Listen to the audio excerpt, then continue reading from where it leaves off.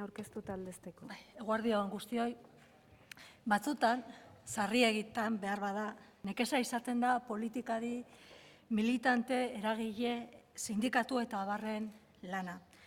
Herri honetako langileentzat lan baldintza duinak aldarrikatzea, herri honetako biztanleentzat zerbitzu publiko duinak aldarrikatzea nekeza izaten da, bai. Baina zerbaitek definitzen bagaitu gu euskaldunak, kementzuak eta tematiak garela da, beti helburu baten bila. Herri honetan, kirolari afizionatua izatea ere nekeza izaten da. Alex Txikon, mendizaleak, zeukan jomuga bat.